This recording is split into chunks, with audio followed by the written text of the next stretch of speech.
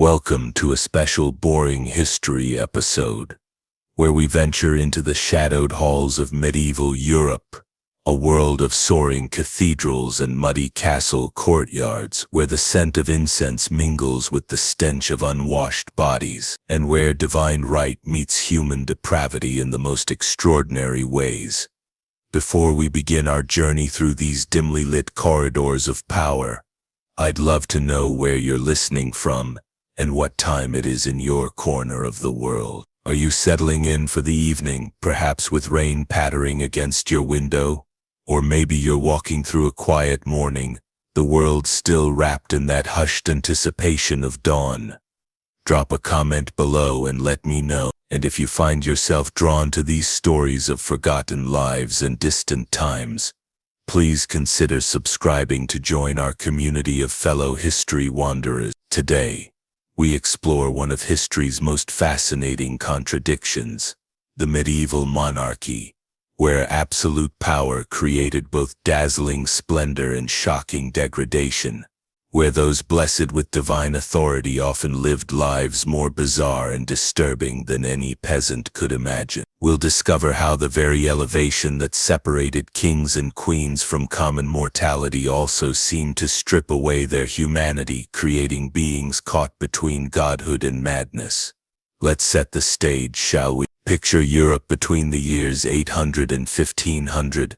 A continent carved into countless kingdoms where wooden castles give way to stone fortresses, where the rhythm of life follows the tolling of church bells, and where the vast majority of humanity lives and dies within a few miles of their birthplace. Yet above this world of simple certainties, in towers that scrape the very heavens, dwell creatures of unimaginable privilege, whose daily existence would shock even the most jaded modern observer. Imagine, if you will, waking each morning to the sound of dozens of servants shuffling about your bedchamber, their eyes carefully averted as they dress your unwashed body in layers of silk and ermine. You have not bathed in months, perhaps years, because water is considered dangerous to health, capable of opening the pores to evil humors and disease. Instead, your attendants rub your skin with linen cloths soaked in wine and rose water, a ritual that does little more than redistribute the accumulated grime of weeks. This is the reality we'll explore today,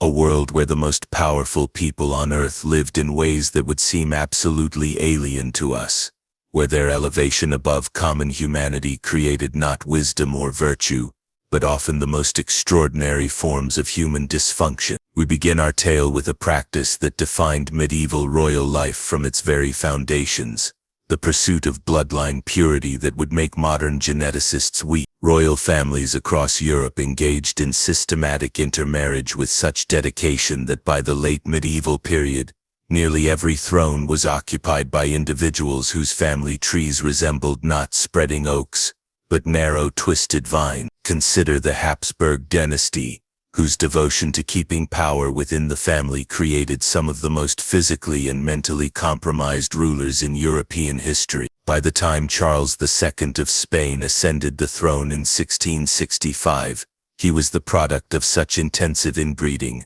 that he possessed fewer unique ancestors than a typical person born to unrelated parents. Charles could barely speak, struggled to chew his food due to his severely malformed jaw, and was likely infertile, the direct result of generations of uncles marrying nieces and cousins wedding cousins in an endless cycle of genetic catastrophe. But this obsession with pure bloodlines was not merely a Spanish phenomenon. Throughout medieval Europe, royal marriages were arranged between relatives so close that papal dispensations were routinely required to bypass church prohibitions against incest. The Plantagenet kings of England regularly married their first cousins, while French royalty seemed particularly fond of uncle-niece pairings that produced heirs with increasingly pronounced physical deformities and mental instabilities. Modern DNA analysis of medieval royal remains has revealed the devastating genetic toll of these practices. CT scans of royal skulls show pronounced asymmetries, malformed jaw structures,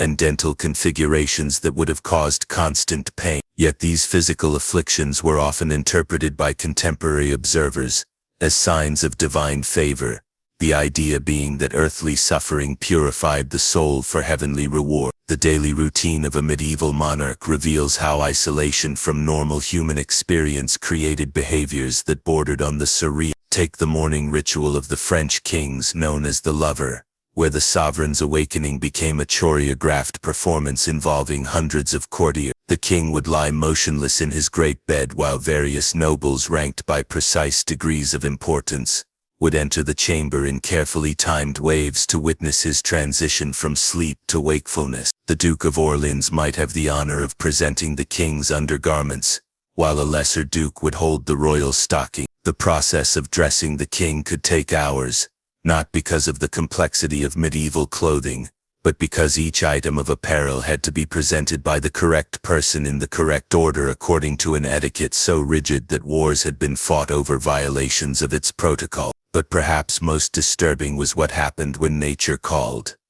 Medieval royal toilets, known as garderobes, were often built into the castle walls with shafts that dropped waste directly into the moat below. Yet kings and queens rarely visited these facilities alone. Instead, they were accompanied by designated courtiers, whose sole responsibility was to attend to the royal bodily function. These grooms of the stool held positions of extraordinary intimacy and influence, often becoming among the monarch's most trusted advisors, precisely because they shared these most private moments. The practice grew so elaborate that by the later medieval period, the English royal household included not only grooms of the stool, but entire hierarchies of officials responsible for various aspects of royal waste management. These positions were highly sought after because the extreme intimacy they required often translated into political power.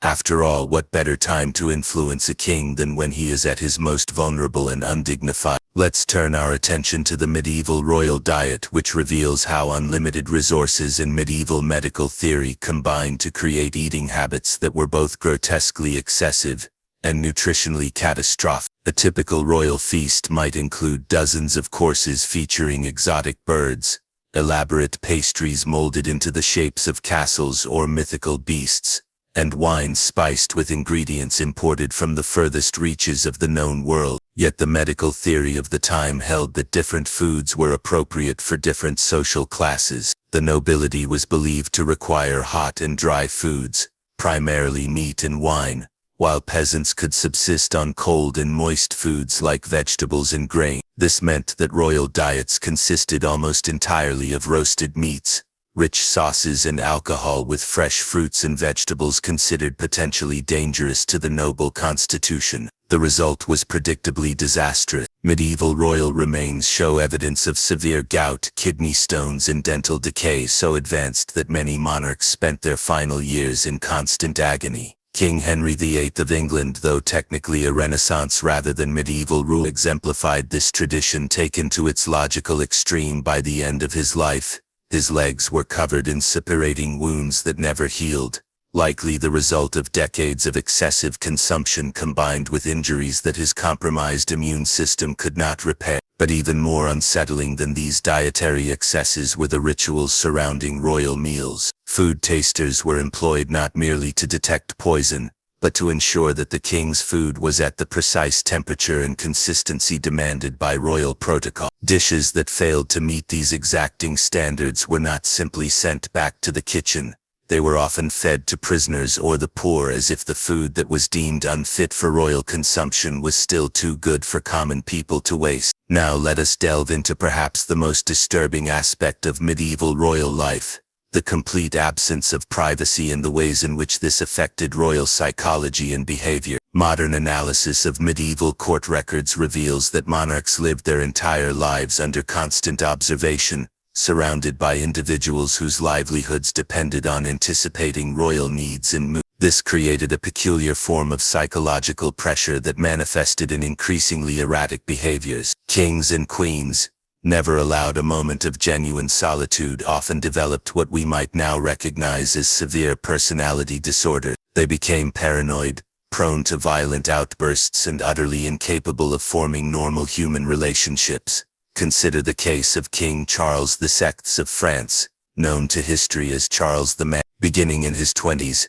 Charles began experiencing episodes during which he would forget his own identity, attack his own courtiers, and claim that he was made of glass and would shatter if touched. Modern psychiatrists studying the historical records believe Charles likely suffered from what we would now diagnose as bipolar disorder or schizophrenia, conditions that were almost certainly exacerbated by the impossible pressures of medieval kingship. During his lucid periods, Charles was described as intelligent and capable, but the constant scrutiny of court life, combined with the medieval belief that royal madness was either divine punishment or supernatural possession, created a cycle of psychological deterioration that lasted for decades. His courtiers developed elaborate protocols for managing his episodes, including the use of soft clothing to prevent him from injuring himself when he believed his body was made of fragile glass. The sexual lives of medieval royalty present another window into the profound dysfunction created by absolute power and social isolation. Royal marriages were political transactions that rarely involved any consideration of personal compatibility or attraction. Kings and queens were expected to produce heirs while maintaining the appearance of moral rectitude, yet their actual sexual behaviors often involved practices that would have scandalized their subject. Royal concubinage was so institutionalized that many courts included official positions for the king's mistresses, complete with salaries, titles, and designated quarters within the castle. The French court in particular developed elaborate etiquettes governing the relationships between queens and their husbands' official mistresses, with complex protocols determining who took precedence in various social situations. Yet perhaps most disturbing were the ways in which royal sexuality intersected with medieval concepts of divine authority. Some monarchs claimed that their sexual appetites were expressions of their godlike nature, exempt from the moral restrictions that governed ordinary mortals. This led to behaviors that pushed the boundaries of medieval tolerance. King John of England was rumored to have claimed droit du seigneur, the supposed right of lords to sleep with peasant brides on their wedding nights,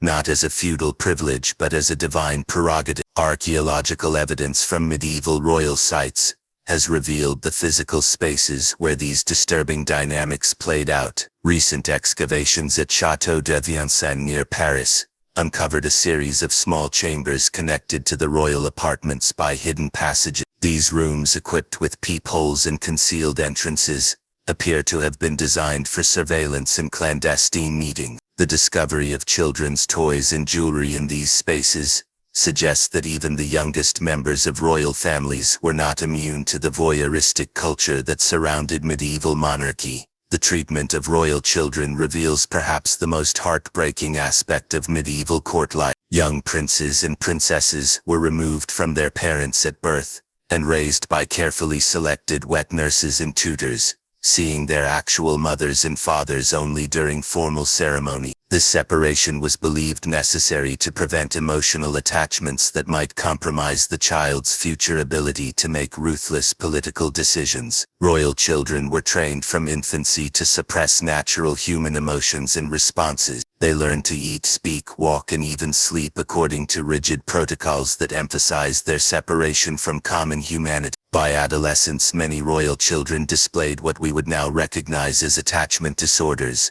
an inability to form genuine emotional connections with other people. The education of royal children included not only traditional subjects like Latin and theology, but also intensive training in the performance of monarchy itself. Young princes practiced giving audiences to simulated petitioners, learning to maintain expressions of benevolent authority while making decisions that might condemn people to death. They studied intricate rules governing royal precedents, memorizing which bow was appropriate for which rank of nobility and how many steps they should take before acknowledging a visitor's presence.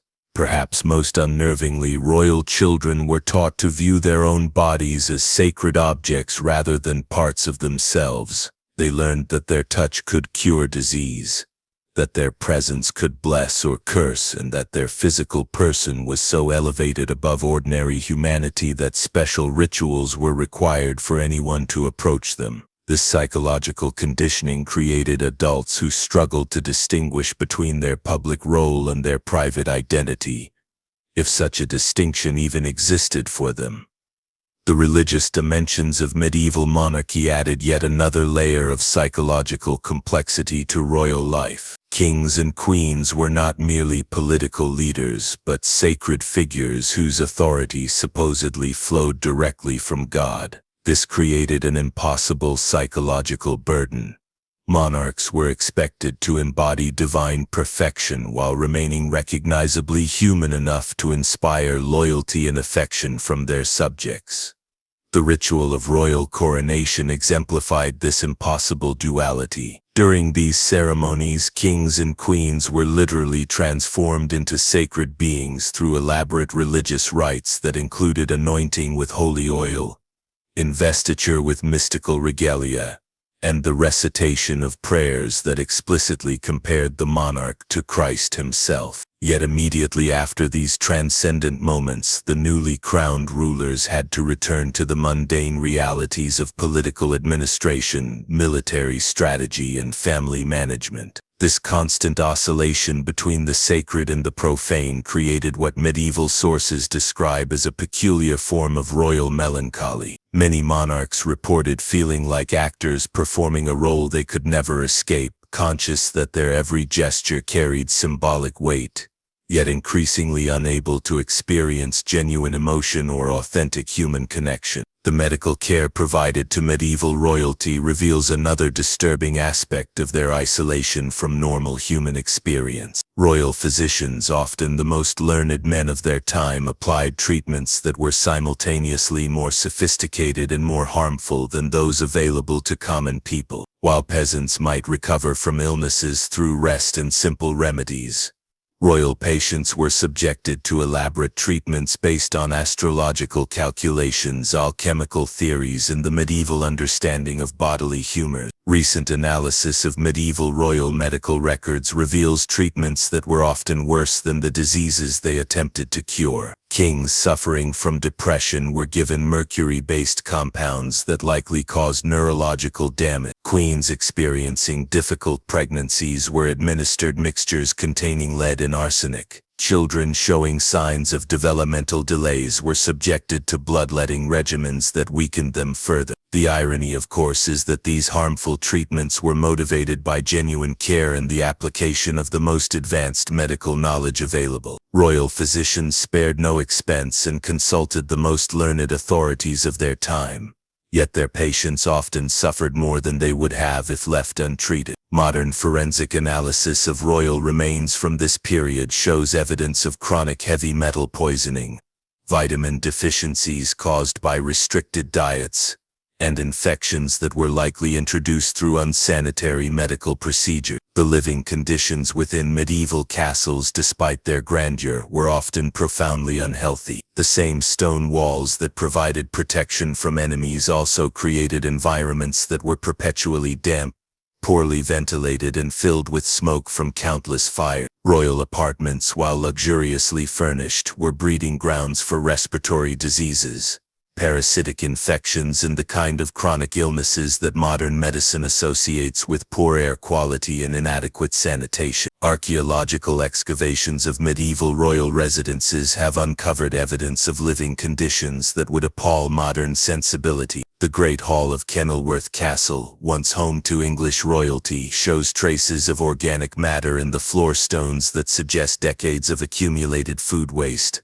bodily fluids, and animal dropping. The castle's garderobes, despite their sophisticated engineering, created sanitation problems that affected the entire structure. The same moats that provided military defense also served as open sewers, creating breeding grounds for disease that regularly swept through royal households. Yet perhaps most revealing are the small, intimate spaces within these grand structures, the private chambers where royalty attempted to create some semblance of normal human life. Recent archaeological work at the Tower of London has uncovered a series of small rooms hidden behind false walls that appear to have served as retreats where royal family members could escape the constant surveillance of court life. These spaces, barely large enough for a single person, contained personal items that suggest their occupants engaged in activities that would have scandalized their subjects.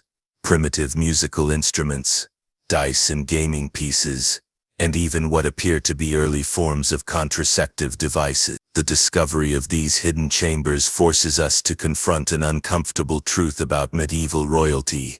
Despite their elevation above common humanity, they remained fundamentally human, with all the needs, desires, and weaknesses that entail. Yet their social position made the satisfaction of these basic human needs extraordinarily complicated and often destructive. Let me share with you two specific stories that illuminate the profound strangeness of medieval royal existence. Tales that reveal how the intersection of absolute power and human psychology created scenarios that stretch the boundaries of belief. Our first story concerns King Charles II of France, whom we mentioned earlier. But let us delve deeper into the specific incident that earned him his infamous epithet. In 1392, while riding through the forest of Le Mans with his retinue, the young king suddenly drew his sword and began attacking his own knights, screaming that he was surrounded by enemies and traitors. For hours he fought against men who had been his closest companions, convinced that familiar faces had transformed into demons bent on his destruction. When the episode finally ended, Charles had no memory of what had occurred. His courtiers, faced with a king who had attempted to murder them in a fit of apparent madness, were forced to develop elaborate strategies for managing his condition while maintaining the fiction of royal competence. They created a parallel court structure where trusted nobles could make decisions in the king's name during his periods of incapacity, while maintaining elaborate charades during his lucid intervals to preserve the appearance of royal authority. The most unsettling aspect of this arrangement was how it revealed the extent to which medieval monarchy was always to some degree a performance. The courtiers who managed Charles's madness became in effect the real rulers of France, yet they had to maintain such convincing facades that even modern historians struggle to determine which royal decisions were made by the king himself and which were the products of this shadow government. Our second tale takes us to England, and the court of King Richard II, whose relationship with his appearance became so obsessive that it ultimately contributed to his political downfall. Contemporary sources describe Richard as spending hours each day in front of polished metal mirrors, adjusting his elaborate costumes and studying his reflection with an intensity that alarmed even his most devoted courtier. Richard's obsession extended to commissioning what was likely the first royal portrait, intended for purely personal rather than political purposes, a painting that he reportedly kept in his private chambers and spoke to as if it were a living person. Court records describe instances where Richard would hold conversations with his painted image, asking it for advice on political matters and becoming agitated when it failed to respond. This behavior was particularly shocking to medieval sensibilities because personal vanity was considered a serious sin. Yet Richard's courtiers were trapped between their religious convictions and their need to maintain royal favor. They developed elaborate justifications for the king's behavior, arguing that his attention to his appearance was actually a form of devotion to God, since the king's body was a sacred vessel that required careful maintenance. The psychological toll of living with such impossible contradictions eventually broke many of those closest to medieval monarchs. Court records from across Europe describe an epidemic of what was then called melancholia among royal attendants, a condition that modern psychiatrists would likely diagnose as severe depression or anxiety disorder. These individuals, caught between their human awareness of royal dysfunction and their social obligations to maintain royal fiction, often suffered complete psychological breakdown. The treatment of royal illness reveals another layer of medieval royal weirdness that challenges our understanding of both medieval medicine and royal psychology. When monarchs fell ill, their condition was interpreted not merely as a medical problem, but as a cosmic event with implications for the entire kingdom. The king's health was believed to be mystically connected to the health of the land itself, meaning that royal sickness could trigger everything from military defeats to agricultural failure. This belief system created extraordinary pressure on royal physicians, who were expected to cure not just individual patients but the metaphysical well-being of entire nations. The treatments they developed reflected this impossible responsibility, elaborate combinations of medical intervention, astrological calculation, and religious ritual that often did more harm than good while consuming enormous resources that could have improved the health of thousands of common people. Recent forensic analysis of King Richard III's remains discovered in a Leicester parking lot in 2012 provides a fascinating glimpse into how medieval royal medicine actually affected royal bodies. The skeleton shows evidence of numerous healed fractures, suggesting that Richard survived injuries that would have killed a common person, likely due to the intensive medical care available to royalty. Yet it also reveals signs of chronic parasitic infections and nutritional deficiencies that indicate even royal medicine was powerless against many of the health challenges of medieval life. The burial practices surrounding medieval royalty created yet another layer of weirdness that persisted long after death. Royal corpses were not simply interred, but subjected to elaborate preservation processes that could take months to complete. The body would be disemboweled, with the organs placed in separate containers, and often buried in different locations. The remaining corpse would be embalmed using techniques borrowed from ancient Egypt, but modified according to medieval Christian theology. During this extended preparation period, the royal corpse would lie in state while courtiers continued to perform many of the rituals of living monarch. Meals would be served to the dead king. Courtiers would continue to seek audiences, and important decisions would be delayed until the deceased monarch could be ceremonially consulted. These practices created surreal scenes where the dead continued to exercise authority over the living for weeks or even months after their actual death. Modern analysis of medieval royal tombs has revealed the extent to which these preservation techniques failed to achieve their intended purposes. Opening royal sarcophagi often reveals not the perfectly preserved remains that medieval embalmers promised, but collections of bones, rotted fabric, and the organic residues of failed preservation attempts. Yet the persistence of these practices across centuries suggests that their true purpose was not preservation but the maintenance of royal fiction.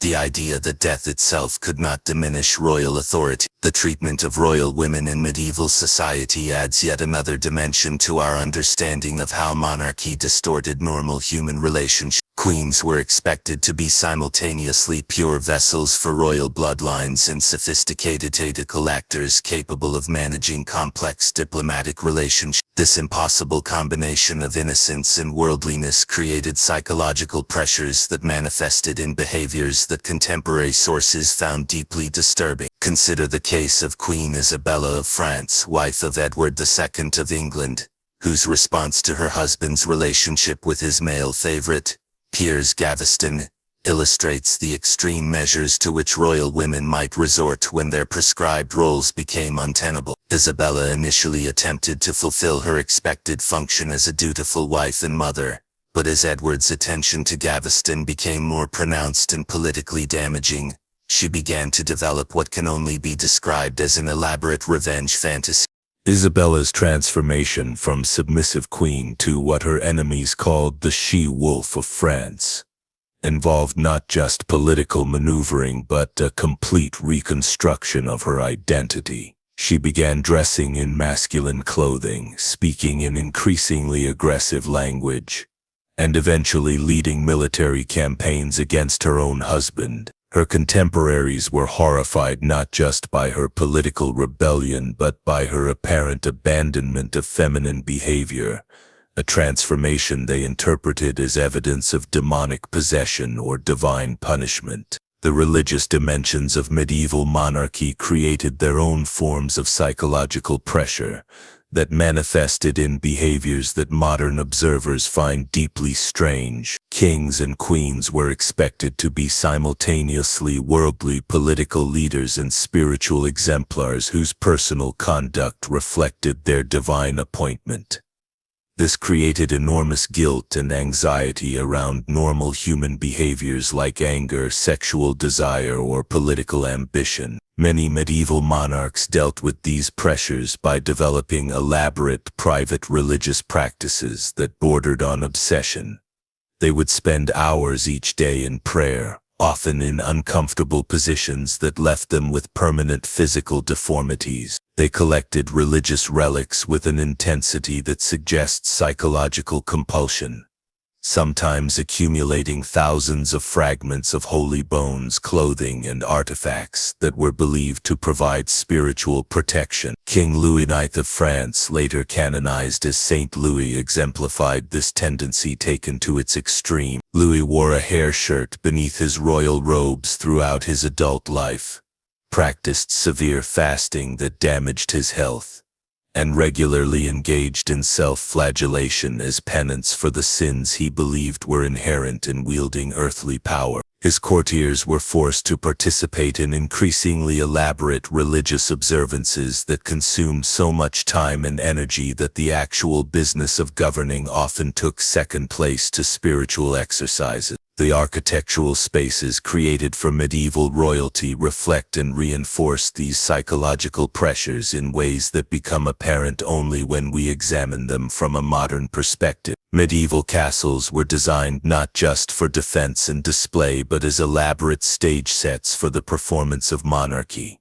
Every room, every corridor, every window was positioned to create specific psychological effects on both the royal inhabitants and their visitors. The great halls where monarchs held court were engineered to inspire awe and submission. Visitors approaching the throne would be forced to walk enormous distances across empty floors while the king watched from an elevated platform designed to make him appear larger than life. The acoustics of these spaces were carefully calculated so that royal speech would carry clearly throughout the hall, while conversations among courtiers would be difficult to maintain, ensuring that all attention remained focused on the monarch. Yet the private royal apartments tell a different story. These spaces, hidden behind the public grandeur, were often cramped, poorly lit, and filled with the kind of personal clutter that suggests their occupants were desperately trying to create some semblance of normal domestic life. Archaeological excavations have uncovered royal bedchambers filled with children's toys, pet accessories, and personal letters that reveal the profound loneliness experienced by people who were worshipped in public but struggled to form genuine human connections in private. The entertainment provided for medieval royalty reveals yet another aspect of how their elevation from normal society created profound psychological distortion. Royal courts employed elaborate networks of entertainers,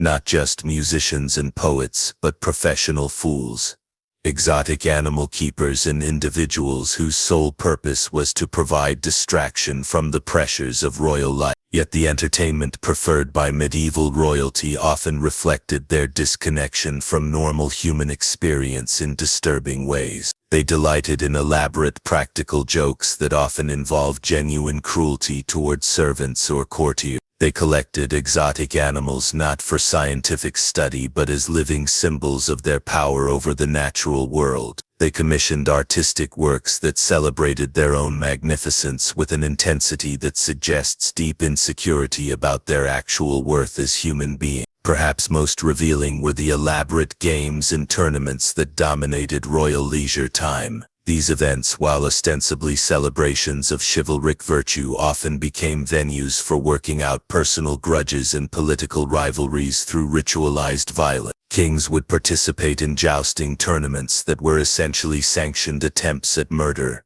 while queens organized elaborate hunts that were more about demonstrating dominance over nature than providing food or sport. The economic systems that supported medieval royal households created their own forms of dysfunction that affected thousands of people beyond the royal family itself. Maintaining a single royal court required resources that could have supported entire cities.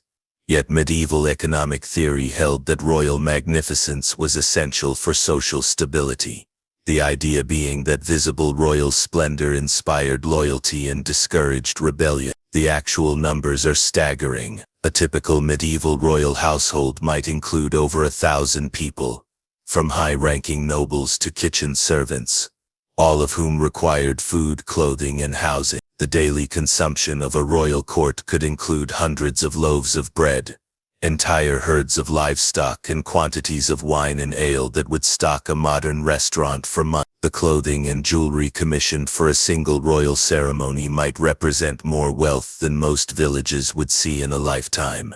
Yet this consumption was not merely extravagant but actively wasteful in ways that reveal the psychological pressures affecting medieval royal. Food was often prepared in quantities far exceeding what could be consumed, not because of poor planning but because abundance itself was seen as a demonstration of royal power. Leftover food was sometimes burned rather than distributed to the poor, because allowing common people to eat from royal tables was considered a dangerous violation of social hierarchy. The funeral practices surrounding medieval royalty provide our final window into the profound strangeness of their lives. When monarchs died, their bodies became the focus of elaborate rituals that could continue for years after death. The preserved heart of Richard the Lionheart was kept in a separate tomb from his body for centuries, while his entrails were buried in a third location, as if even in death the royal person was too sacred to be contained in a single place. Modern scientific analysis of these burial practices has revealed their biological effects. The preservation techniques used on royal corpses often involved substances that were toxic to the living people who handled them. Lead-based cosmetics applied to royal corpses to maintain the appearance of life continued to poison embalmers and mourners long after the funeral ceremonies ended. The elaborate tombs constructed for medieval royalty became sources of environmental contamination that affected surrounding communities for generations. Recent CT scanning of medieval royal remains has also revealed the extent to which the stresses of royal life left permanent marks on royal bodies. Stress-related bone changes, evidence of chronic malnutrition despite abundant food, and skeletal deformities caused by restrictive clothing and ceremonial postures tell the story of lives that were simultaneously privileged and profoundly damaging to the people who lived them. As we reach the end of our journey through the bizarre world of medieval royalty, we must confront the central paradox that defined these extraordinary lives. The people who possessed the greatest power and privilege in their societies were often the most psychologically damaged and physically compromised members of those same society. Their elevation above common humanity intended to make them godlike, instead often made them less capable of basic human functioning than the peasants they ruled. The legacy of medieval monarchy extends far beyond the political institutions it created. The psychological patterns we observe in these royal courts, the isolation, the performance of identity, the confusion between public role and private self continue to manifest in modern systems of power and celebrity. The medieval royal court was perhaps humanity's first experiment in creating a completely artificial social environment, and the results of that experiment continue to inform our understanding of how power affects human psychology. Yet there is something profoundly moving about these stories of royal dysfunction. Behind the ceremonial grandeur and the elaborate etiquettes, we glimpse human beings struggling with the same fundamental needs for connection, authenticity, and meaning that define all human experience. Their failures were often spectacular, their behaviors frequently disturbing, but their essential humanity remained intact despite all attempts to transform them into something more or less than human. The medieval monarchs we have explored today were neither gods nor monsters, though they were often treated as both. They were people trapped in social systems that demanded impossible psychological contortions, individuals whose personal struggles played out on stages so grand that their private demons became public catastrophes. In their strange, isolated lives, we see reflected both the heights of human ambition and the depths of human frailty. Thank you for spending this time with me exploring these forgotten corridors where power and madness walked hand in hand. As you return to your own world, perhaps you'll hear in the wind something of those ancient voices, kings and queens who traded their humanity for crowns, only to discover that divinity like gold is cold comfort in the lonely hours before dawn. Sleep well and let the whispered secrets of medieval royalty carry you gently into dreams where the weight of crowns cannot follow. Good night.